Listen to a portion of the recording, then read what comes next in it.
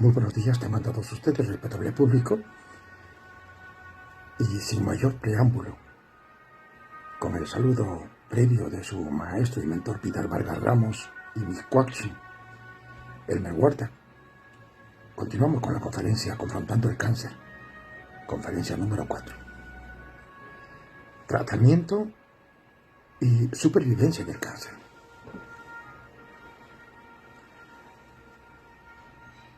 El tratamiento del cáncer. Doctor, ¿qué tipo de tratamiento voy a recibir para mi cáncer? Inmediatamente después de que el médico oncólogo determina el tipo de cáncer, la agresividad y otras características del tumor de su paciente y sabe si el cáncer es localizado o ya se ha extendido, el profesional está listo para empezar el tratamiento de la enfermedad. El tratamiento del cáncer tiene fama de ser intenso, agresivo y hasta cierto punto debilitante, lo cual no deja de ser cierto. Siendo el cáncer una enfermedad tan formidable, el tratamiento debe ser también de igual intensidad. Veamos una breve historia de los diversos tipos de tratamientos contra el cáncer. A continuación te presentamos una breve descripción de diversos tratamientos que más adelante trataremos en profundidad en capítulos asignados a cada uno. La cirugía. Tal como vimos en la conferencia 2, en el capítulo 2, siendo el cáncer tan antiguo como el hombre mismo, es posible que los antiguos brujos, sacerdotes y curanderos, guiados por sus creencias, hayan usado algún tipo de tratamiento elemental ahora perdido en la historia de los tiempos. En la historia de Atosa, ¿te acuerdas? En la conferencia anterior que te di, descrita en el capítulo 2, el padre de la historia, Heródoto, contaba, ¿no es cierto?, que el médico griego Democedes trató el tumor de mama de la reina con cirugía. Y ese hecho acaeció en el siglo VI a.C., lo cual nos indica que la cirugía fue probablemente el primer tipo de tratamiento de que se usó contra el cáncer. Lamentablemente, la práctica de cirugías era muy poco frecuente, dada la inexistencia de la anestesia. Y si bien es cierto que ya alrededor de 1850 se podía operar sin dolor, entonces los dentistas fueron los que primero aprovecharon la anestesia. ¿Sí? ¿Se acuerdan? Ellos fueron los primeros en aprovechar la anestesia. Y todas las operaciones terminaban muy mal porque las heridas se infectaban y con frecuencia los pacientes morían irremediablemente. Fue recién en 1867 que el médico inglés Joseph Lister descubrió la antisepsia, un método para prevenir y combatir infecciones. Y con eso se logró un enorme desarrollo de la cirugía. Ahora ya se podía operar sin dolor y sin el gran peligro de una infección. Es por eso que desde fines del siglo XIX empezaron las grandes escuelas quirúrgicas en el mundo, especialmente en Europa y los Estados Unidos, y el tratamiento de los tumores fue casi exclusivamente con cirugía, desarrollándose la especialidad de oncología quirúrgica.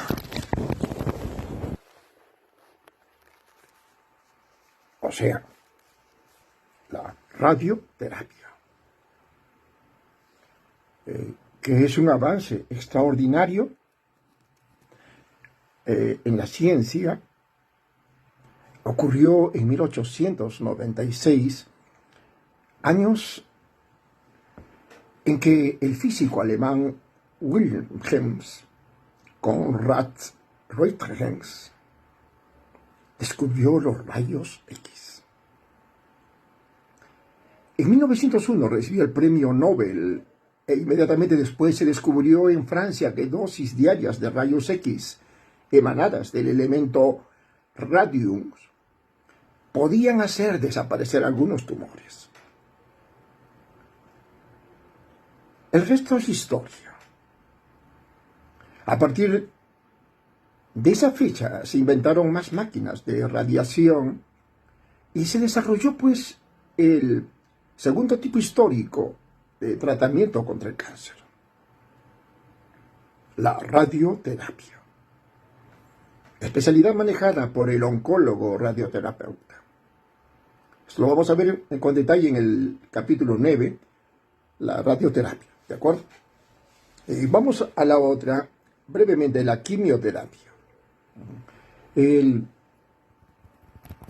tercer tipo histórico de tratamiento del cáncer, la quimioterapia, tuvo su origen teórico en 1916, año en que se descubrieron las sulfamidas, las primeras sustancias capaces de matar bacterias. Y ese concepto, el de usar una sustancia química para lograr un efecto terapéutico, fue bautizado como quimioterapia. Pero la quimioterapia contra el cáncer nace recién durante la Segunda Guerra Mundial, cuando se descubrió que la mostaza nitrogenada, un gas usado en la guerra, era capaz de detener el crecimiento de las células madre de la sangre en la médula ósea. Increíblemente, ese venenoso gas usado para matar seres humanos en la guerra resultó luego ser muy útil en el tratamiento de algunos tipos de cáncer. Posteriormente, en los años 50 y 60, empezó el desarrollo de numerosos tipos de medicamentos que en la actualidad son manejados por el oncólogo, médico o especialista en quimioterapia. Lo vamos a ver en el capítulo 10, la quimioterapia en forma más explícita. Veamos ahora la hormonoterapia. Es otro tipo de tratamiento del cáncer que el que usa las hormonas masculinas y femeninas para afectar el crecimiento de los tumores, principalmente del seno y de la próstata. La historia del descubrimiento del papel de los ovarios es muy interesante. En 1896, el médico inglés George Beckson descubrió que si a una coneja se le extirpaban los ovarios, dejaba de producir leche. Al darse cuenta de que los ovarios tenían algún tipo de control sobre las mamas, Beckson postuló que si se extirpaban los ovarios de una mujer con cáncer avanzado de mama, el tumor dejaba de crecer. Y desde esa época la manipulación hormonal, ya sea a través de la cirugía o de medicamentos que bloquean las hormonas de los ovarios, es un importante tratamiento en el cáncer de mama. Del mismo modo, pero 50 años después, el médico canadiense Charles Hawkins descubrió que la manipulación de las hormonas de los testículos podía influir sobre el crecimiento del cáncer de la próstata. Y ese... Un segundito, disculpen. Creo que la música se ha paralizado. Y vamos a ponerle un poco de música de fondo para hacerlo más didáctico, más apacible. ¿Ok? Vamos a graduarla para que no sea tan estridente. Creo que ahí está mejor. Bien. ¿Listo? Continuamos entonces. Y ese descubrimiento, decía, disculpen, ya, ese descubrimiento también le valió el premio Nobel de Medicina y Fisiología del año 1966. En la actualidad, los tratamientos hormonales son muy importantes en el manejo del cáncer de mama y de próstata. y su administración la hace generalmente los médicos oncólogos. Lo vamos a ver en el capítulo 11, la hormonoterapia en forma más detallada. Continuemos. La inmunoterapia.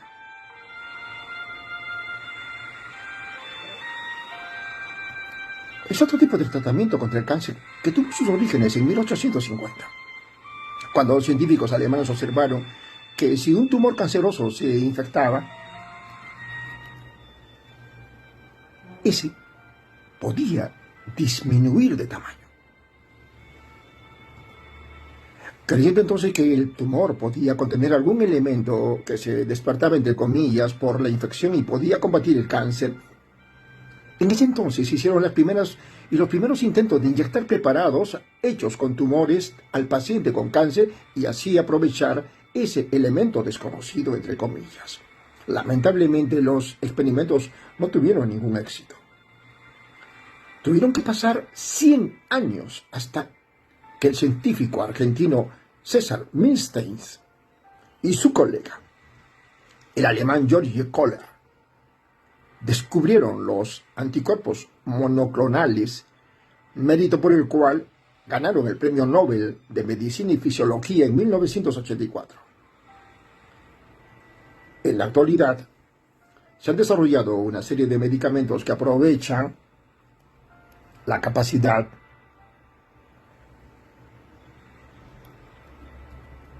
de esos anticuerpos monoclonales para destruir el cáncer.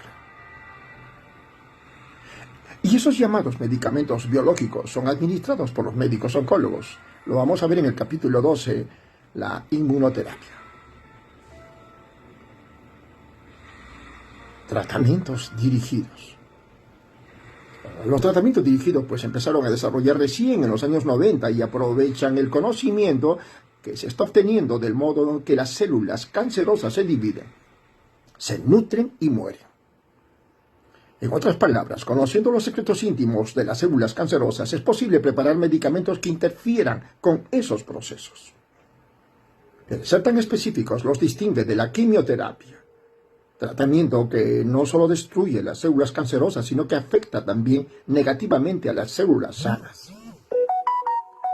Los tratamientos dirigidos solo actúan contra las células cancerosas, respetando las células normales. Lo vamos a ver en el capítulo 13 cuando veamos los tratamientos dirigidos contra el cáncer. ¿De acuerdo? Pues bien, y entonces,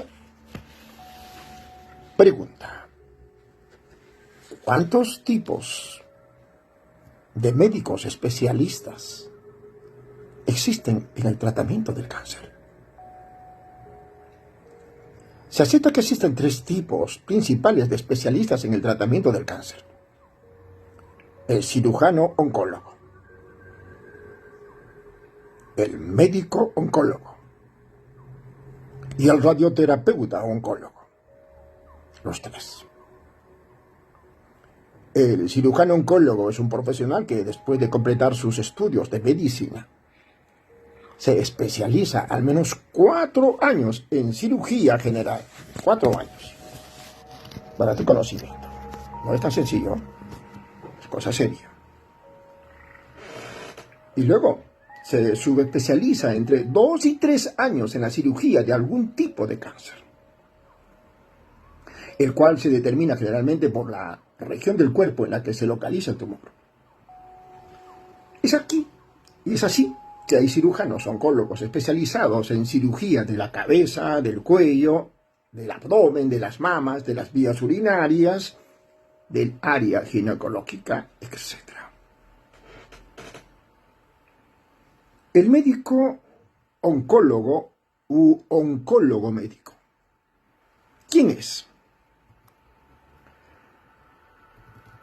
Es un profesional que, después de completar sus estudios de medicina, ¿sí?, se especializa durante 3 años también en medicina interna, o sea, las enfermedades del adulto. Y luego se subespecializa durante 3 años en el tratamiento del cáncer usando medicamentos. Y al no ser cirujano, Este tipo de especialista no opera, pues si su campo de acción se centra en el uso de la quimioterapia, las hormonas, los agentes biológicos y los tratamientos dirigidos. El tercero, el médico radioterapeuta. Es un profesional que después de completar sus estudios de medicina, completa un año en medicina general y luego se subespecializa durante 3 años en el tratamiento del cáncer usando las modernas máquinas de rayos X de alta energía. ¿Está claro? ¿Hasta allí? Un saludo, aprovecho un paréntesis, a Diana Hernández por estar viéndome. Gracias. Y a través de ti saludo a los más de 200 que están conectados en estos instantes y a los que lo verán más tarde por el Facebook o por otras redes sociales. Pregunta: ¿cómo se escogen los tratamientos del cáncer? Mientras meditas unos segundos, permíteme. ¿Cómo se escogen los tratamientos del cáncer?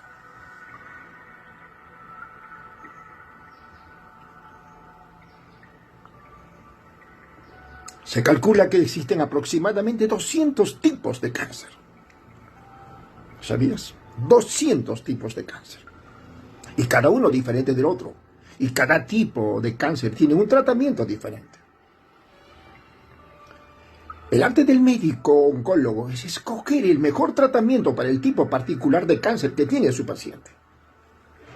Uno de los avances más importantes en el tratamiento del cáncer empezó a desarrollarse a comienzos de los años 80 y es el llamado tratamiento multidisciplinario del cáncer.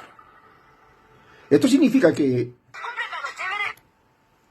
el mayor beneficio en el tratamiento del cáncer se obtiene cuando todos los especialistas se reúnen para analizar el caso del paciente y decidir cuál es el mejor tratamiento o la mejor secuencia de tratamiento para controlar la enfermedad. Y dependiendo del tipo y la extensión del cáncer, se puede empezar el tratamiento con cirugía o radioterapia y luego continuar con quimioterapia. Con cirugía o también con radioterapia. Y luego continuar, pues, repito, este tratamiento con quimioterapia o empezar con quimioterapia y luego continuar con cirugía. Alternos, ¿no es cierto? Ese es el arte de la oncología. Saber escoger el mejor tratamiento para controlar la enfermedad y beneficiar al paciente. No destruirlo, beneficiarlo. ¿De acuerdo? Es importante. Es importante. Decir que para poner orden en el tipo de tratamiento y sobre todo para usar los tratamientos que verdaderamente hayan demostrado efectividad en diversos estudios científicos en los Estados Unidos, el tratamiento inicial del cáncer está más o menos estandarizado. Coordinar la estandarización de los tratamientos del cáncer, entre otras, la función principal de una organización llamada Red Nacional Amplia del Cáncer National Comprehensive Cancer New York, o NCCN. Esta importante organización pública tiene como objetivo publicar las guías de tratamientos de cáncer en los Estados Unidos y puede ser accedida. Oh, disculpen.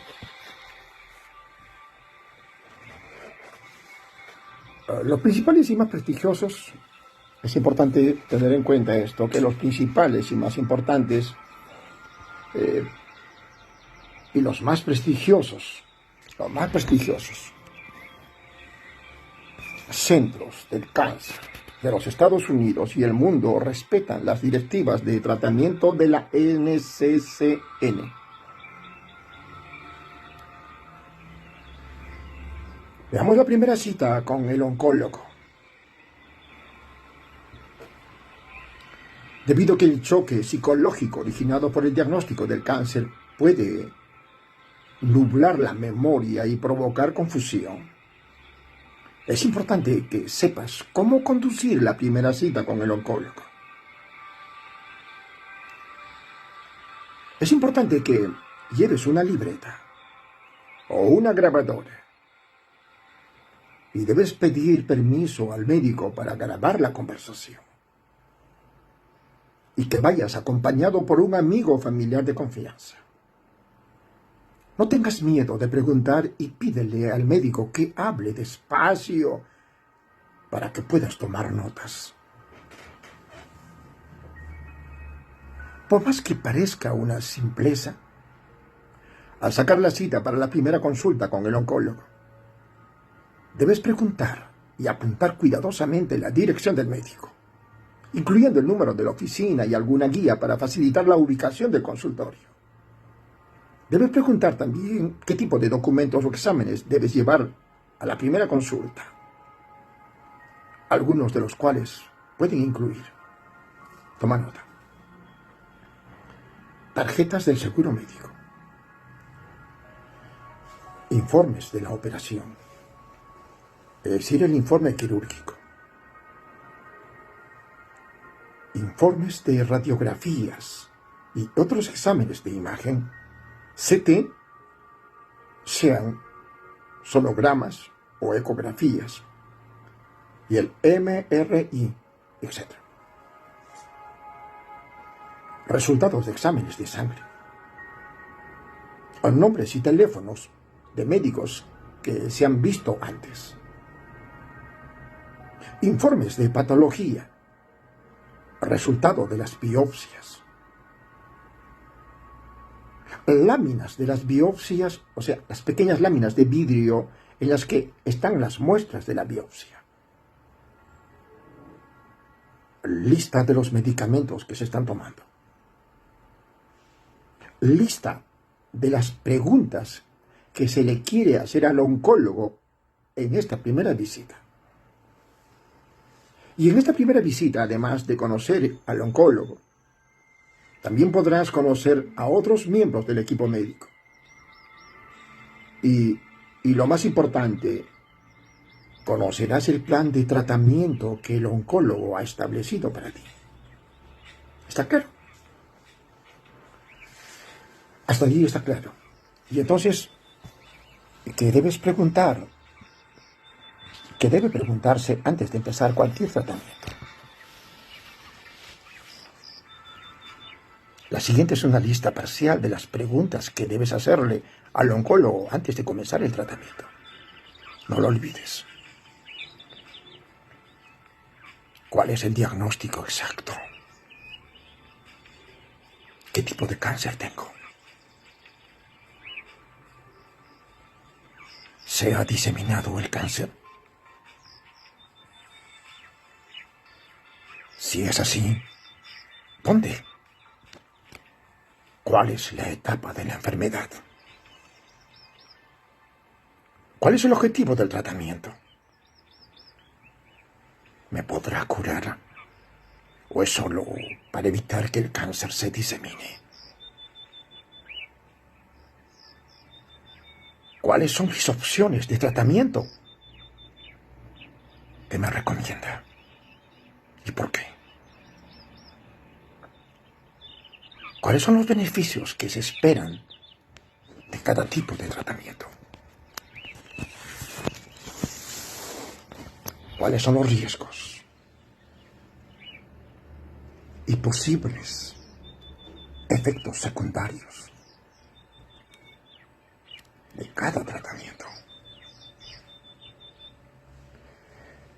¿Cómo se pueden manejar los efectos secundarios, doctor? ¿Quedaré infértil como consecuencia del tratamiento? ¿Se puede hacer algo al respecto? ¿Debería considerar el almacenamiento de esperma o de óvulos?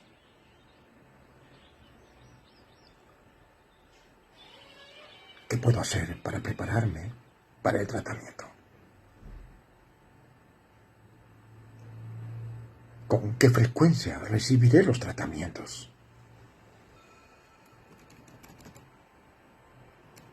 ¿Tendré que cambiar mis actividades normales? Si es así, ¿por cuánto tiempo? ¿Cuánto costará el tratamiento?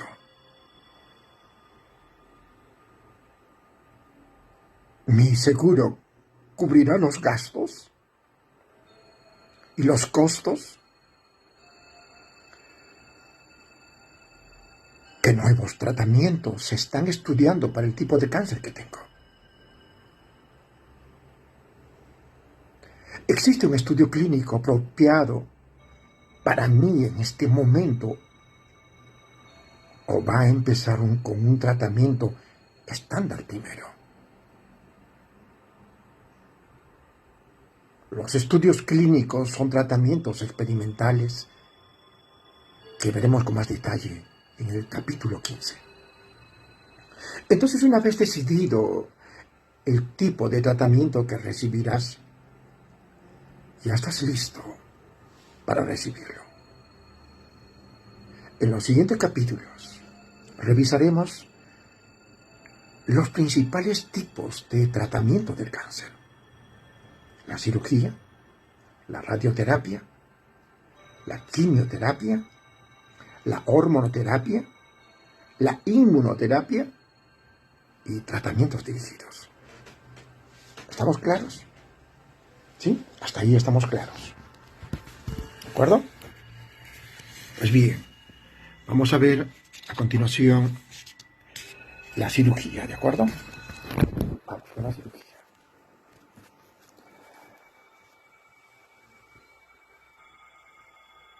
Como consecuencia, pero antes de la cirugía, el método más antiguo en el tratamiento del cáncer, la cirugía, ¿de acuerdo? Precisar eso. Como mencionamos antes, este es probablemente el tipo más antiguo de tratamiento contra el cáncer que empleó el ser humano. La cirugía tiene como objetivo principal remover no solo el cáncer, sino también las zonas aledañas al tumor maligno. Con excepción de algunos tipos de cáncer superficiales de la piel, el tratamiento quirúrgico del cáncer se hace siempre en la sala de operaciones y bajo algún tipo de anestesia.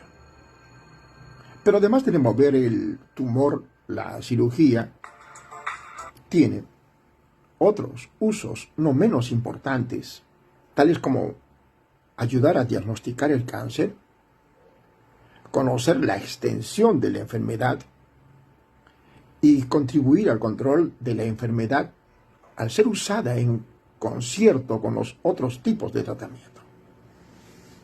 Es muy importante que tengas en cuenta esta precisión. Y dependiendo del tipo y extensión de la enfermedad, el tipo de cirugía es diferente para cada paciente. Y el nivel de tolerancia por parte del paciente también es variable. Muchos pacientes la toleran perfectamente bien, mientras que otros podrían sufrir serios efectos secundarios. En la actualidad, las grandes operaciones del pasado se están reemplazando con los llamados métodos quirúrgicos poco invasivos, tales como las fibras ópticas y las microcámaras, que permiten hacer amplias operaciones con mínimos efectos secundarios para el paciente. Una creencia muy popular: ¿la cirugía puede hacer que el cáncer se extienda? ¿Qué opinas? Mientras meditas, permítame. La cirugía puede hacer que el cáncer se extienda. Te lo explico. Antes de describir algunos aspectos importantes con respecto a la cirugía del cáncer, quiero discutir una creencia muy extendida y que produce mucha angustia en pacientes y familiares, que el operar un cáncer va a hacer que ésta se disemine y acelere la muerte del paciente. Lo cierto es que desde hace más de 100 años se ha venido estudiando este asunto sin haberse demostrado que esa afirmación sea cierta. Algunos estudios experimentales en animales indicarían que la manipulación quirúrgica del tumor puede hacer que se formen cientos o metástasis del tumor.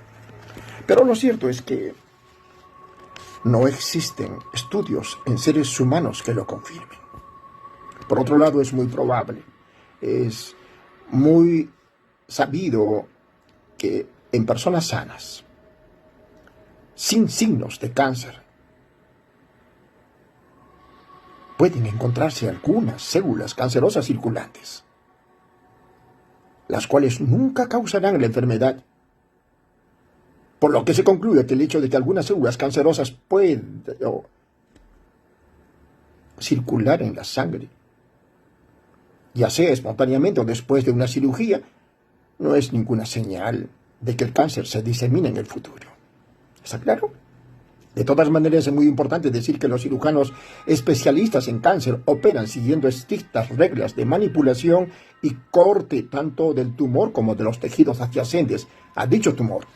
Y del mismo modo, la toma de biopsias con agujas cada vez más finas minimizan la posibilidad de que la diseminación de un tumor ocurra como consecuencia de una biopsia. Debemos concluir, entonces, diciendo que, así como no existen estudios que demuestren que la manipulación del tumor favorece la aparición de metástasis, incontables estudios sí demuestran el valor que tiene la cirugía en el control del cáncer. De tal modo que debo decirte que, de acuerdo al estado actual de la ciencia, el no operarte de un cáncer por temor a que el tumor se pueda diseminar sería un error tan grave que podría costarte la vida. Veamos los tipos de cirugía del cáncer mientras meditas. La cirugía contra el cáncer es de varios tipos, los cuales se diferencian por la finalidad de la operación. Y estos son algunos de ellos. La cirugía curativa, te lo explico. Es la que remueve todo el tumor y los tejidos adyacentes. Es mucho más efectiva cuando el tumor se detecta temprano y está localizado en el órgano afectado. Cuando se emplea la cirugía curativa, se dice que este es el tratamiento primario del cáncer. Segundo, cirugía de diagnóstico. Es la que vimos cuando revisamos las biopsias. Este tipo de cirugía extrae ya sea el tumor entero o una parte para su estudio microscópico. La cirugía preventiva, otra. Y este tipo de cirugía extrae tejidos que, a pesar de no ser cancerosos, tienen un alto potencial de convertirse en cáncer. Este es el caso de los pólipos del intestino grueso, por ejemplo, que en el 10 a 20% de los casos se convierte en cáncer. Algunas lesiones precancerosas de la boca, la garganta, leucoplasias y de la piel también caen en esta categoría. Otra, la cirugía de estadiaje, es la que se hace para evaluar el grado de extensión del cáncer. Las extensas y traumáticas antiguas operaciones llamadas laparotomías y toracotomías exploratorias en el abdomen y tórax respectivamente están siendo reemplazadas por el laparoscopio, que es un instrumento en forma de tubo con su propia fuente de luz y cámara de televisión que se introduce en las cavidades para su exploración. La cirugía de citoreducción es aquella que se hace cuando el tumor es extenso y ha invadido tejidos y órganos cercanos. Y en esta cirugía se trata pues de reducir o extraer la máxima cantidad de cáncer para que el tratamiento subsecuente, ya sea quimioterapia o radioterapia, pueda actuar con mayor efectividad. La cirugía paliativa es aquella que se hace cuando el cáncer está avanzado. No tiene ninguna intención curativa, sino que se hace para aliviar los síntomas ocasionados por el cáncer. Este tipo de cirugía tiene como objetivo principal darle calidad de vida al paciente con cáncer avanzado. La cirugía reparativa o reconstructiva es aquella que se hace para restaurar la anatomía de alguna parte del cuerpo que ha quedado deformado o mutilada por efecto del tratamiento. La cirugía reparativa de las mamas, por ejemplo, se hace con la finalidad cosmética de reemplazar el seno extirpado. Y algunos tipos de cirugía de boca, de garganta, sí, tienen pues la misma finalidad. ¿Está claro? Entonces, vamos ya entendiendo un poco más y vamos a otra, la cirugía de soporte.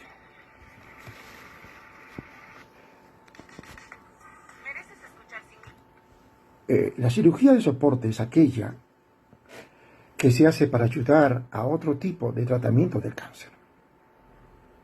Un ejemplo es la colocación quirúrgica de una puerta de inyecciones para administrar quimioterapia en la zona debajo de la piel de la clavícula, así despacio, para que lo entiendas mejor. Y otro ejemplo es la colocación de catéteres, que son unos tubos de plástico, ¿no?, en el hígado, para la administración de quimioterapias, o la implantación de pastillas de radioterapia en cavidades corporales, como el cuello del útero.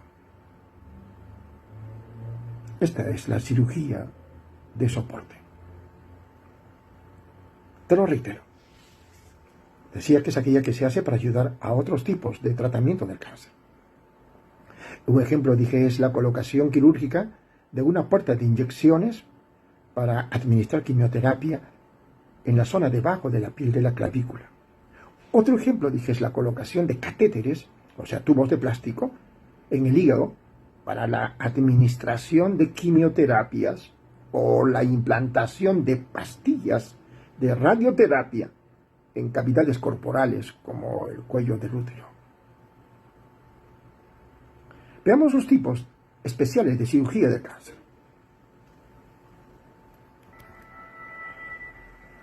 No todas las cirugías se hacen usando el clásico bisturí en la sala de operaciones. La tecnología ha avanzado tanto que en la actualidad una serie de modernos instrumentos están reemplazando al todavía muy útil bisturí. La cirugía con láser. Un rayo láser no es más que un haz de luz de tan alta energía que puede cortar la piel y los tejidos, por lo que puede reemplazar al bisturí. Y debido a que su manipulación es mucho más precisa que la de un bisturí, el uso del láser es preferido en zonas del cuerpo que requieren de gran precisión, tales como el ojo y la laringe, aumentando el nivel de energía del láser. Este puede ser usado para vaporizar tejidos. Esta técnica, llamada fotoablación o fotocoagulación, es muy útil en cierto tipo de cánceres de garganta, de hígado, de la tráquea o esófago, y se hace generalmente pues usando tubos de endoscopía. Veamos otra que es la criocirugía. Es la técnica que usa la congelación para eliminar los tejidos cancerosos. Puede usar sustancias como el nitrógeno líquido o tubos de metal a temperaturas muy bajas. y se usa para eliminar lesiones precancerosas en el cuello del útero, el pene o en la piel. Y también puede ser usada en el tratamiento de algunos tipos de cáncer de hígado y de próstata. Repito, la criocirugía es la técnica que usa la congelación de CIA para eliminar los tejidos cancerosos. Puede usar sustancias como el nitrógeno líquido o tubos de metal a temperaturas muy bajas. Y se usa para eliminar lesiones precancerosas en el cuello del útero, en el pene o en la piel. Y también puede ser usada en el tratamiento de algunos tipos de cáncer de hígado y de próstata.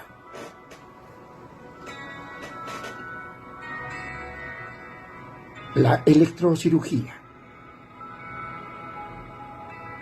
es la que usa un aparato que produce corriente eléctrica de muy alta frecuencia, la cual puede destruir lesiones precancerosas en la boca, la garganta y la piel.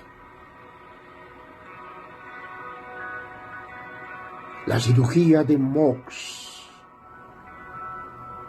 Este es un tipo especial de cirugía de cáncer de piel y se usa cuando el tumor está muy cerca de zonas delicadas como los ojos o la nariz. Lo que se hace es sacar rebanadas del tumor, las que se miran inmediatamente bajo el microscopio para ver si todavía contienen cáncer. En el momento en que el cirujano ya no observa cáncer en la rebanada, entre comillas, que acaba de extraer, se acaba la operación. La cirugía laparoscópica es la que se hace en el abdomen mediante el uso de un aparato llamado laparoscopio. Y el laparoscopio es un instrumento que tiene forma de tubo, el cual se introduce dentro del vientre haciendo un pequeño corte de menos de 1 centímetro en la pared abdominal. Y el tubo tiene una fuente de luz fría, lo cual permite ver claramente los órganos internos de la pelvis y del abdomen. A través de otros pequeños cortes se introducen 1 o 2 tubos más, los cuales tienen manubrios que permiten que el cirujano pueda operar. Previamente, y con el objeto de que la pared del abdomen esté alejada de la zona que va a operar, el vientre se infla como si fuera un globo, usando el gas dióxido de carbono, el cual está normalmente presente en el organismo y es no explosivo. Importante porque a través del laparoscopio puede hacerse cauterizaciones eléctricas u otros procedimientos. Las operaciones laparoscópicas se hacen generalmente bajo anestesia general y permiten una rapidísima recuperación comparadas con las antiguas y cruentas operaciones. En la actualidad, es una de las más populares y se usa para el cáncer del colon, del recto, del hígado, de la próstata, del útero y de los riñones. La cirugía robótica es una variedad de la cirugía laparoscópica y una de sus variedades es la llamada cirugía da Vinci. En la cirugía robótica, la actividad humana es parcialmente reemplazada por un robot y el cirujano maneja la máquina desde una consola cercana al paciente en la sala de operaciones. Su principal uso en cáncer es en la cirugía de la próstata. La cirugía toracoscópica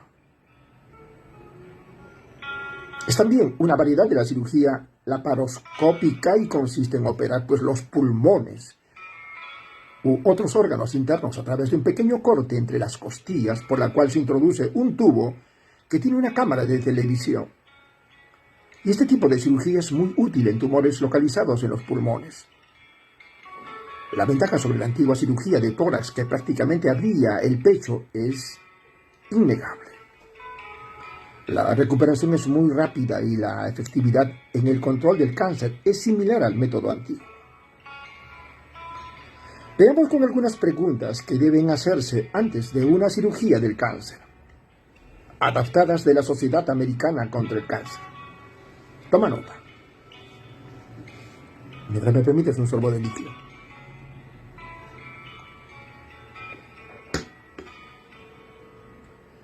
¿Cuál es el objetivo de la operación? ¿Es para extraer todo el cáncer o solo para extraer una parte o es solo para aliviar algún problema que el tumor está causando? ¿Cuáles son las probabilidades de que la operación sea exitosa? ¿Hay algún tratamiento diferente de la cirugía que pueda tratar mi cáncer o aliviar mi problema?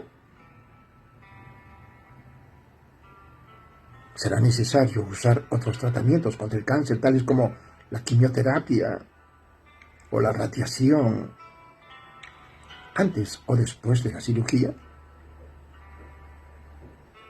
Aparte del cáncer, ¿estoy lo suficientemente sano como para soportar el estrés de la cirugía y la anestesia? Doctor, ¿está usted certificado por la Junta Americana de Cirugía o la Junta de la respectiva especialidad?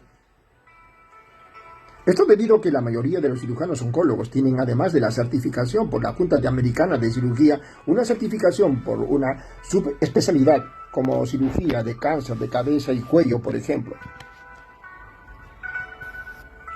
Doctor,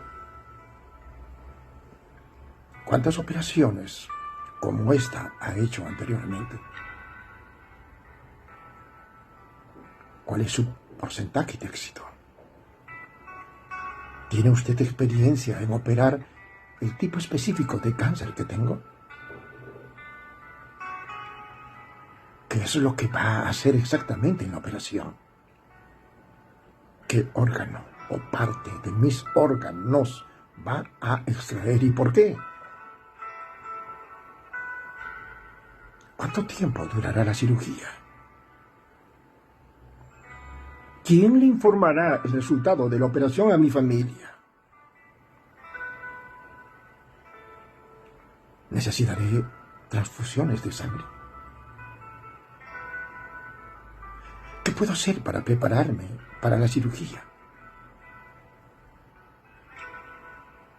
¿Qué es lo que debo esperar después de la cirugía? Voy a tener mucho dolor.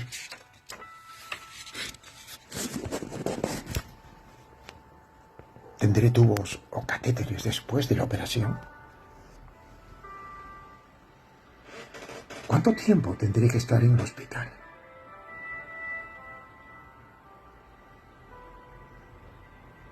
¿Cómo se afectará mi cuerpo por la cirugía? ¿Seguirá funcionando igual o sufrirá algunos cambios? Y de tenerlos, ¿serán permanentes algunos de los efectos? ¿Cuánto tiempo me tomará volver a mis rutinas habituales? ¿Cuáles son los posibles riesgos y efectos secundarios de la operación? ¿Cuál es el riesgo de muerte o discapacidad?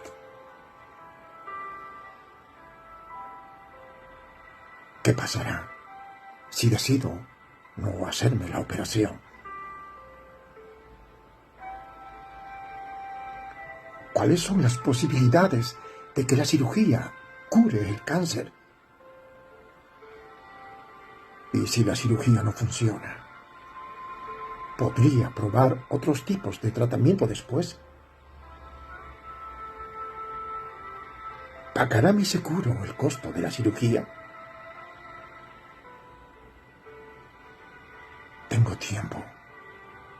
para pensar en mis opciones o pedir una segunda opinión?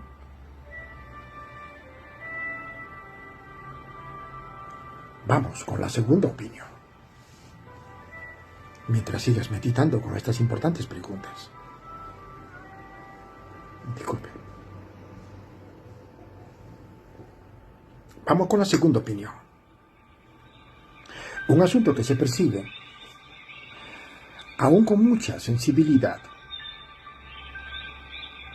en medicina es el de la segunda opinión. Muchos pacientes tienen temor de pedir una segunda opinión. Y si lo hacen a escondidas porque piensan que podrán herir al profesionalismo de su médico. Por su parte, muchos médicos lamentablemente se sienten todavía ofendidos por el paciente que duda de su juicio. Y lo cierto es que en los últimos años, y en un viraje muy positivo, las segundas opiniones son más comunes y son más aceptadas por médicos y pacientes, y muchas compañías de seguros las alientan e incluso pagan por ellas. Si deseas obtener una segunda opinión, debes llevar todos los informes médicos y estudios que se hayan hecho para diagnosticar el cáncer. Y por lo general no es necesario hacerse ningún nuevo examen auxiliar, aunque en ocasiones el nuevo médico pueda solicitar algún examen que lo ayude a precisamente dar una segunda opinión. Y una vez obtenida la segunda opinión, es importante poner en una balanza los pros y los contras de ambas opiniones y tomar la decisión más conveniente. El consentimiento informado. Nunca olvidaré la llamada que recibí un día en mi programa de radio. Era la de un hombre muy nervioso y al borde del llanto que llamaba desde la sala de emergencia de un hospital. Al preguntarle por qué se sentía así, me dijo llorando que no quería firmar el documento para que su hijo de 15 años se muriera. Lo que había pasado es que el buen hombre había llevado a su hijo a la emergencia por unos dolores de vientre y los médicos habían diagnosticado una apendicitis aguda y por tanto tenían que operarlo. Como parte de la rutina antes de la operación, el cirujano le pidió al hombre que firmara el consentimiento informado, en el cual, además de los obvios beneficios de la operación, enumeraba también los posibles efectos secundarios de esa cirugía, entre los que se incluía infecciones, sangrado y la muerte del paciente. El hombre, desesperado, al leer esa parte del documento, nos llamó a la radio para pedir orientación. Obviamente, le hicimos entender que debía permitir la operación porque, como todos sabemos, una apendicitis que no se opera puede complicarse muy gravemente. Y le dijimos que ese documento que el médico le había presentado para su firma se llamaba consentimiento informado, entre comillas. Y en él no solo se exponen claramente los beneficios de la operación, sino también sus complicaciones, entre ellas la muerte del paciente. Y le explicamos que en esa situación los beneficios de operar al niño eran enormemente altos, en comparación con la rareza de los efectos secundarios, incluida la muerte. Y le hicimos entender que la muerte por complicaciones de una apendicitis no operada era casi segura, en comparación con la rareza de que un niño se muera por una complicación quirúrgica. Estamos seguros de que el hombre permitió la operación de su hijo y eso le salvó la vida. El consentimiento informado es un documento muy importante. En En él el cirujano describe todos los aspectos del tratamiento y todo consentimiento informado debe contener la siguiente información. Primero, el diagnóstico exacto, la condición médica del paciente antes de la operación y la explicación de por qué la cirugía es necesaria.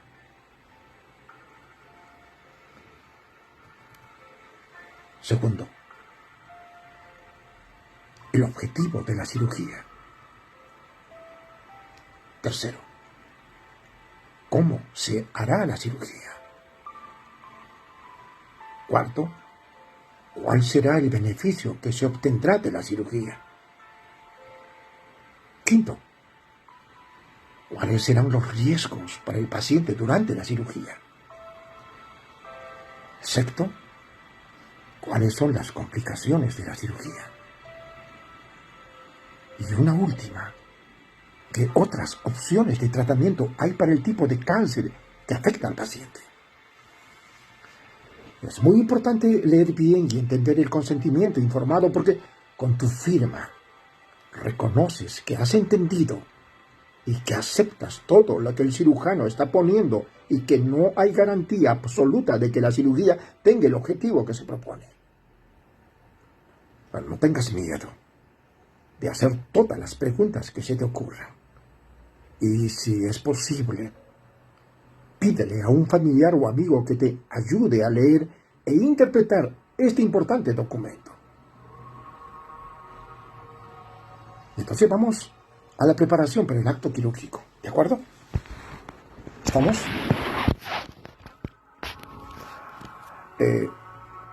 Es importante que tengas una adecuada evaluación del riesgo preoperatorio y para esto tu cirujano te enviará con un médico internista quien evaluará tu estado general antes de la operación. Y este médico ordenará exámenes de sangre, de orina, una radiografía de pecho y de acuerdo a tu historia podrá o no consultar con algún especialista como un cardiólogo, por ejemplo. Es muy importante que menciones todos los medicamentos que estás tomando, incluyendo suplementos y hierbas. Y que menciones tus alergias o algún tipo de medicamento y tus experiencias con previas operaciones, si las has tenido. Es muy importante también obedecer al pie de la letra todas las indicaciones previas a la cirugía, tales como hasta qué hora comer o tomar los alimentos, ¿de acuerdo? Y también los líquidos, por supuesto. Es también importante que conozcas al anestesiólogo que tendrá a su cargo ese importante elemento de la cirugía. La gran mayoría de los hospitales disponen que los anestesiólogos visiten a los pacientes la noche previa a la operación. El anestesiólogo discutirá si la anestesia que va a usar será de tipo local, regional o general. Y es preciso que hagas todas las preguntas que se te ocurran. Después de la operación, ¿qué tienes que hacer? Permíteme. Aprovecho para saludar a mi amigo Rotario Ronaldo Márquez, que está viendo en estos instantes en la conferencia y aprendiendo junto conmigo. Gracias, Ronaldo. Vamos, después de la operación, siempre brindando con el símbolo de Rotary. Después de Dios, el segundo valor del servicio humanitario, inspirado en los nobles ideales del rotarismo, dando esta conferencia totalmente gratuita y gracias también a la generosidad de su autor, el oncólogo, el doctor Elmer Huerta. Sigamos entonces, después de la operación. Inmediatamente después de la operación, serás llevado a la sala de repercusión o de recuperación, ¿de acuerdo? Lugar en el que generalmente las visitas de los familiares están muy restringidas. La recuperación dependerá del tipo de anestesia que hayas recibido y es posible que cuando despiertes encuentres que algunos tubos o drenajes salen de la zona operada. Estos drenajes son muy importantes porque permiten que las secreciones sanguinolentas puedan ser eliminadas del lugar de la operación. Secreciones que, de no ser evacuadas, podrían causar graves infecciones. Generalmente los drenajes permanecen unos pocos días y si te dan de alta con algunos de ellos, debes preguntar cómo manipularlo y mantenerlo en casa. Es importante obedecer estrictamente las indicaciones de los cirujanos acerca del momento de tomar líquidos o comer algo. Pueden ocurrir graves complicaciones cuando algún familiar, generalmente en un acto de buena fe, te da algo de comer o beber. Otro aspecto muy importante en esta etapa de recuperación es la de movilizarse precozmente. Como decía mi profesor de cirugía, hay que hacerle entender a los pacientes y sus familiares que cuando los cirujanos ordenan levantar de la cama y hacer caminar al recién operado, no es por crueldad, entre comillas, sino para prevenir problemas de coagulación en las venas de las piernas o la pelvis y para activar el sistema respiratorio, haciendo que los pulmones ventilen mejor y puedan prevenirse las neumonías. ¿Está claro? Y ya en casa, después de la operación, ¿qué tienes que hacer?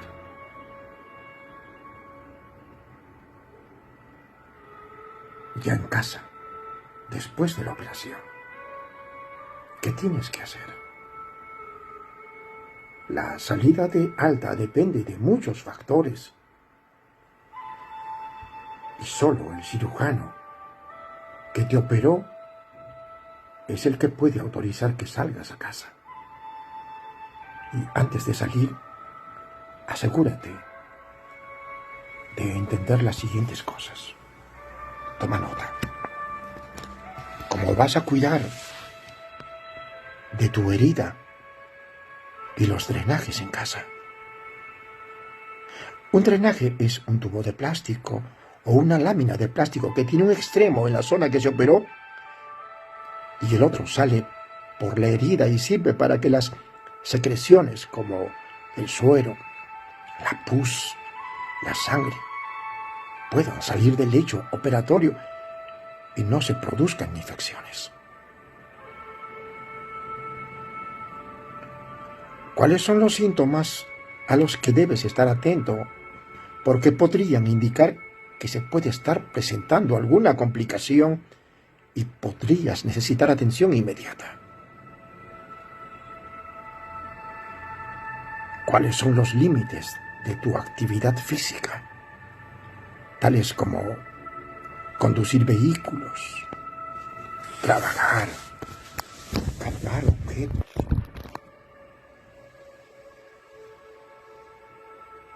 ¿Cómo será tu alimentación? ¿Tendrás alguna restricción en tu dieta? Asegúrate de preguntar cuál será el ritmo con el que empezarás a alimentarte. ¿Qué alimentos podrás consumir durante los primeros días? ¿Y cuándo volverás a comer como siempre?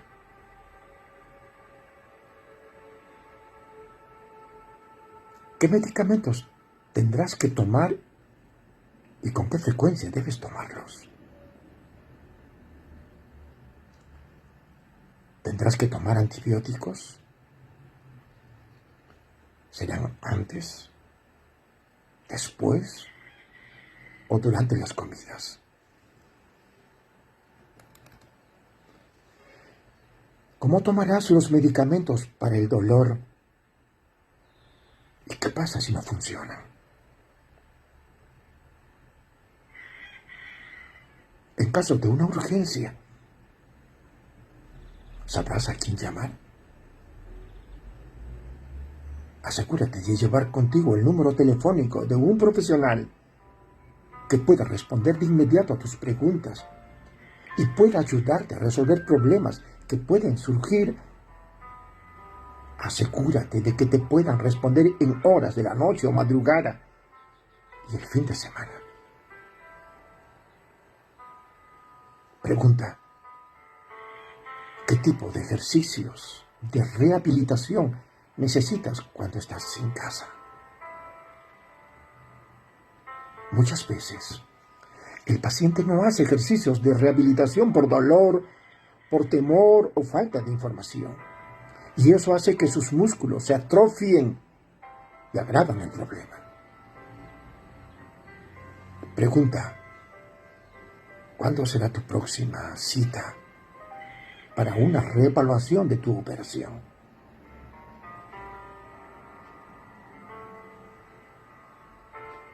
¿Cuándo llamar a tu médico después de la cirugía de cáncer? ¿Cuándo llamar a tu médico después de la cirugía de cáncer? Dicen que el sentido común es el menos común de los sentidos. Y eso en referencia a que muchas veces no nos damos cuenta de lo obvio que nos sucede. Y después de una operación no debes subestimar ni sobrevalorar ningún síntoma. Eso quiere decir que, usando el sentido común, sabrás que lo que te sucede merece o no una llamada de urgencia al médico. En caso de duda, siempre es bueno errar en el lado de la seguridad y te aconsejamos que llames al médico para aclarar cualquier duda. Y los siguientes son, de acuerdo a la Sociedad Americana contra el Cáncer, algunos de los síntomas que deben motivar una llamada inmediata. Toma nota. Una fiebre de 100.5 F o 38 grados centígrados o mayor, tomada con un termómetro en la boca del paciente. Un sangrado por la herida u otra parte del cuerpo o moretones en la piel sin explicación aparente.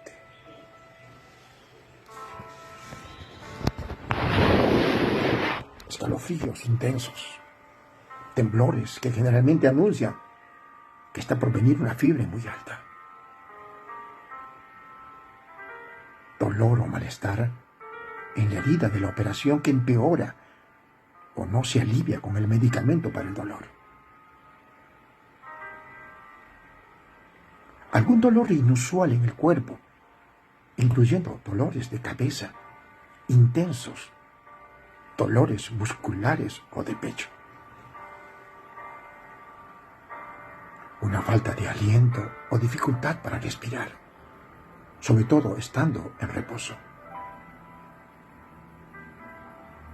Dolor o ardor muy intensos al orinar o eliminación de sangre en la orina.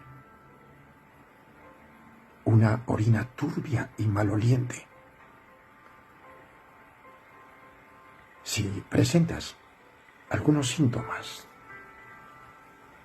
que tu médico o enfermera te recomiendan o te recalcaron, ¿sí?, como muy importantes de vigilar al momento del alta, recuerda que más vale pasar un pequeño mal momento por una llamada banal que no llamar al médico y enfrentarse a una grave complicación. ¿Está claro? Entonces, en resumen, la cirugía es una de las armas más importantes en el tratamiento del cáncer y algunos tipos de cáncer, los llamados tumores sólidos, como el cáncer de colon o el cáncer de pulmón, pueden curarse solamente con cirugía. Y es muy importante que el cirujano que opera el cáncer sea un cirujano especializado en la cirugía de cáncer. Hasta aquí nos quedamos por hoy. Mañana, Dios mediante, seguiremos viendo lo que es la radioterapia y otros temas inherentes al mismo, confrontando el cáncer, siempre con mi coach y mentor, autor intelectual, el doctor Elmer Huerta. Hasta mañana, Dios mediante.